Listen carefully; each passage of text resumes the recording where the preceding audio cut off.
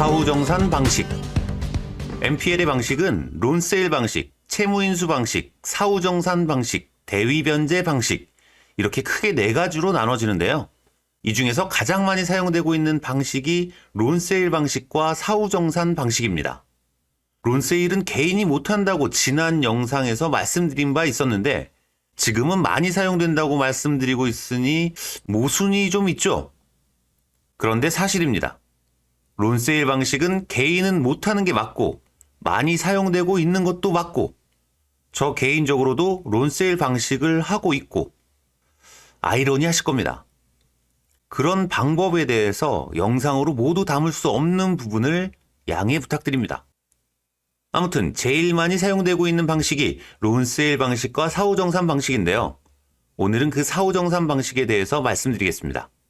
사후정산 방식은 최소한의 투자금으로 채권을 매입하고 질권을 설정하는 방식으로서 개인 투자자들이 가장 많이 사용하고 선호하는 방식입니다.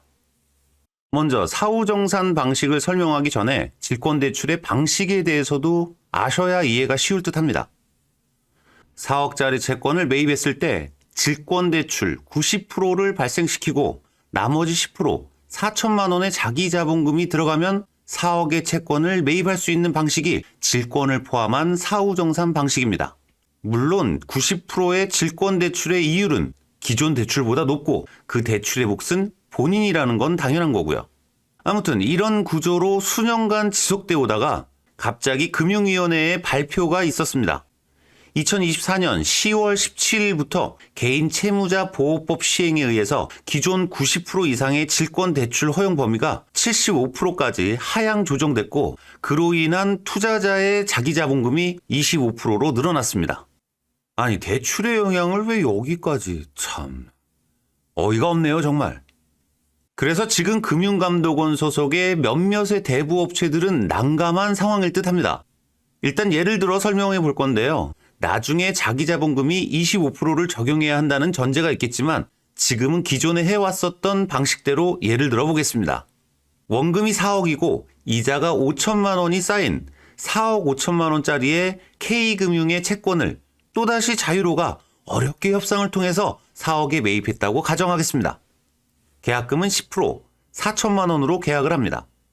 나머지는 질권대출을 받고 90%의 질권대출 이자는 사건이 종료될 때까지 자유로가 부담을 합니다. 만약에 대출을 안 받고 4억을 다 낸다면 이자가 발생 안 되는 건 당연하겠고요. 부동산의 시세가 4억 5천이라면 4억 5천에 입찰하면 될 것이고 시세가 4억 4천이라면 4억 4천에 입찰하면 될 것입니다. 여기서는 시세가 4억 5천이라고 가정하고 4억 5천에 입찰을 합니다. 시세가 4억 5천이니까 당연히 낙찰을 받겠죠. 제3의 최고가 매수인이 나타나서 폐찰되면 더더욱 감사한 일이겠고요. 폐찰했는데 왜 감사한 일인지 이해가 안 되시는 분들은 앞전에 올렸던 MPL 관련한 첫 번째 영상을 참고하시기 바랍니다. 낙찰 이후에 법원에 잔금을 납부합니다. 법원에선 납부된 잔금으로 배당일에 K금융에게 4억 5천을 지급합니다. K금융은 배당받은 당일 자유로에게 차액인 5천만 원과 계약금으로 지급했었던 4천만 원을 돌려주면서 경매사건의 사후정산 방식은 모두 종결됩니다.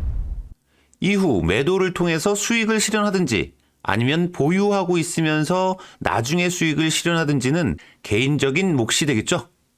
여기서 의문이 드실 겁니다. 질권대출은 어떻게 받는지, 받을 수는 있는 건지. 한 편의 영상으로 모든 걸 설명드릴 수 없기 때문에 이 영상에서는 MPL의 사후정산 구조가 이렇다라는 것만 익혀두시면 되겠습니다. 방법을 모를 뿐이지 다 방법은 있습니다. 공부하면서 여기저기 검색하시다 보면 단기간에 많은 수익을 냈다는 사례들을 여기저기에서 많이 접해보셨을 겁니다. 흔히 관심을 끌기 위한 낚시성으로 앞뒤 다 자르고 총 금액에 대한 언급이 아닐까 생각합니다. 들어가는 비용이 있는데 저까짓게 감히 그런 게 잘못됐다고 욕하는 건 아니고요. 다만 실무적으로 봤을 때 솔직히 현실성이 좀 떨어진다고 생각됩니다.